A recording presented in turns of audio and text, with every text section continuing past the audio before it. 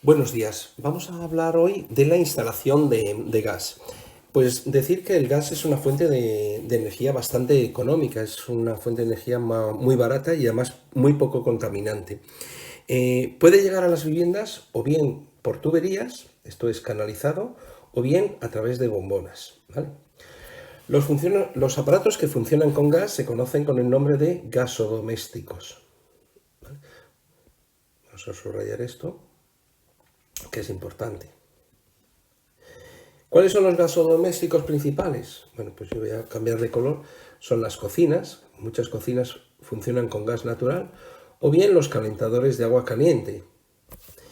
Aunque hoy en día también se están fabricando nuevos aparatos que son gasodomésticos. Por ejemplo, hay lavadoras que funcionan con gas natural, hay lavavajillas, hay secadoras que también están funcionando con gas natural. Y evidentemente no consumen de la electricidad, sino que consumen de gas y por lo tanto a veces las facturas son mucho más baratas. ¿Qué combustibles vamos a emplear? Pues los combustibles que vamos a emplear básicamente son gas natural y el gas ciudad para gas canalizado y lo que llamamos gases licuados del petróleo, ¿vale? Las siglas son GLP, que son principalmente el butano y el propano, ¿vale? Si el depósito es móvil, lo llamamos botella o bombona. Hay viviendas que siguen utilizando la bombona de butano, la famosa bombona de butano. Y luego en algunos, en colegios, en residencias, en hospitales, evidentemente no funcionan con bombonas, sino que llevan tanques, ¿vale? Para poder meter muchísimo más gas y que les dure más tiempo, ¿vale? Bueno, nos vamos a centrar principalmente en el gas canalizado ahora. Entonces, en el gas canalizado nos encontramos con los siguientes elementos, que son primeramente la cometida, ¿vale? Que es el ramal que une la red de distribución con los diferentes edificios. Luego tenemos el cuarto de contadores, que normalmente se encuentra fuera del edificio, en el exterior, de tal manera que se pueda acceder fácilmente a través de una llave. Van los montantes. Los montantes son esas tuberías verticales que van por fuera del edificio, nunca van a ir por dentro, porque si hay algún escape de gas que salga hacia afuera y si hay alguna explosión que no reviente, digamos, lo que es la estructura del edificio. Y por último, nos vamos a encontrar con otros elementos. Esos elementos pues suelen ser, cambio de color, el filtro, el regulador de presión, las llaves de control, incluso las válvulas de seguridad. En el interior de la vivienda nos vamos a encontrar con una llave principal, las llaves en los aparatos y reguladores en los aparatos. Decir algo respecto a esta llave. Esta llave tiene dos posiciones, que son así, aquí tenemos la tubería, o bien nos la podemos encontrar así, ¿vale? ¿En qué posición está abierto y en qué posición está cerrado? Pues evidentemente cuando la llave está en la misma dirección que la tubería, significa que está abierto, ¿vale? Que está activado y que por lo tanto deja pasar el gas. En cambio, cuando está vertical, significa que está cerrado, está cortado el gas. Esto es muy importante porque si hay alguna fuga de gas, puede ser que la primera persona que lo detecte cierre la llave y otra persona que venga detrás puede que la abra, ¿vale? Entonces es importante conocer este símbolo, esta forma de indicar que la llave está abierta o que está cerrada, ¿vale? Bien, otro tipo de instalaciones que nos encontramos son bueno, aquí tenéis representado, digamos, cómo sería una instalación de gas canalizado. Vamos a ver, por aquí llega el gas y nos encontramos aquí la llave general. Hay una serie de elementos como son el filtro, el regulador de presión, un medidor de presión, tenemos el contador y luego aquí tenemos la llave principal, que es la que está en la vivienda. Y cada aparato va a tener unas llaves individuales, ¿vale? Entonces aquí tenemos la caldera, que lleva su llave, Y aquí tenemos una cocina que lleva su llave, de tal manera que si tenemos que cambiar esto, cerramos simplemente esta llave, o si tenemos que cambiar la calefacción o hacer algún tipo de operación, podemos cortar independientemente cada una de ellas.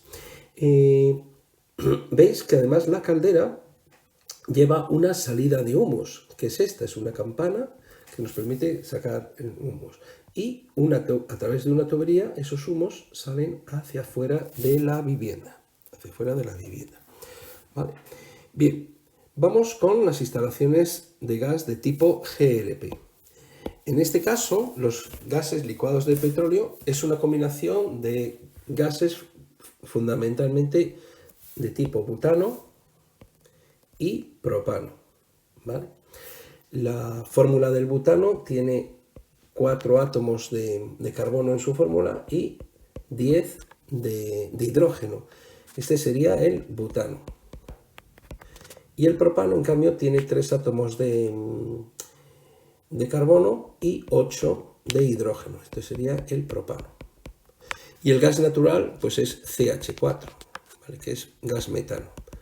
Veis que este es mucho más ligero. Estos son gases un poco más pesados, pero que tienen unos poderes caloríficos pues, muy grandes. ¿Vale? Aunque se utilizan en estado gaseoso, estos siempre se van a almacenar y transportar en forma líquida. ¿Vale?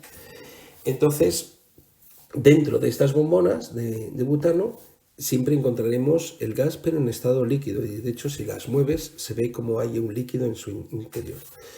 Ya lo hemos dicho antes, pero si la bombona se desplaza, hablamos de bombona, y si es fija, la llamaremos tanque.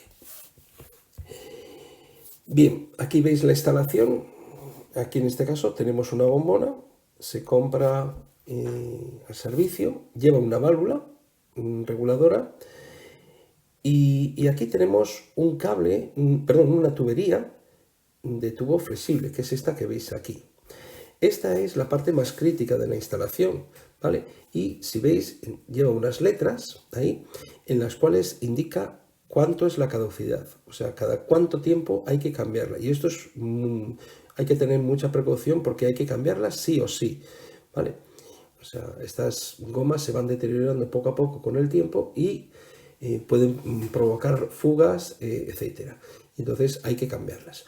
No así las válvulas suelen ser bastante seguras, pero bueno, siempre hay que tener un poquito el control de que cuando la espita está en esta posición, ahora mismo estaría cerrada, y cuando la levantamos, que tiene con la lengüeta hacia arriba, ¿vale? Eso significaría que estaría abierta.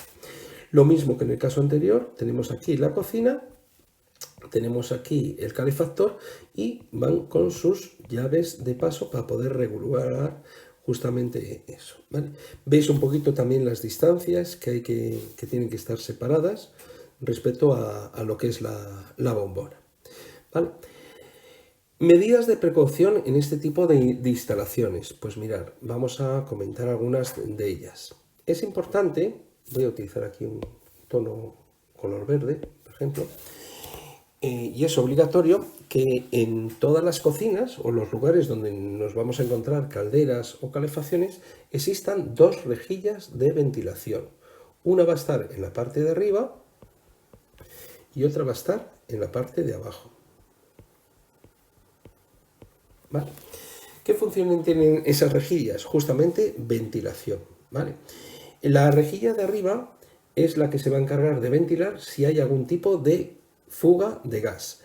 Estos gases son ligeros y van a la parte de arriba y entonces van a poder escapar justamente por ahí.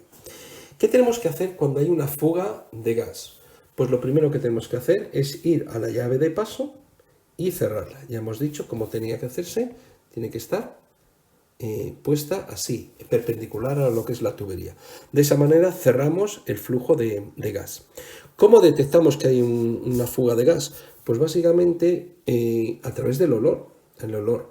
Estos gases, el propano y el butano, incluso el metano, son gases que no huelen, pero para detectarlos se les añade un gas especial que lo que hace es que pica en la nariz y de alguna manera nos está delatando justamente que hay algún problema, que efectivamente hay una fuga de gas. Entonces, cuando detectamos eso, lo que hacemos es, primeramente, cerramos la llave principal. Cerramos la llave principal. Segundo, abrimos ventanas. Abrimos ventanas para que se airee eso. Y tercero, nunca encendemos ni cerillas ni encendemos las luces. ¿Y por qué las luces tampoco se tienen que activar? Mirad, en los interruptores, justamente, cuando se abre y cuando se cierra, se forman pequeñas chispitas, ¿vale? En el contacto. Y entonces esa chispa puede detonar justamente una explosión, y entonces eso tenemos que evitarlo. Entonces, en ningún caso encendemos luces, en ningún caso encendemos cerillas para ver la caldera, etcétera, aunque sea de noche, y demás. Esas son las 3 recomendaciones. Por lo tanto, cerrar primero la llave, no encender luces, no encender cerillas, y tercero, abrir ventanas para ventilar. Esto en el caso que haya una fuga.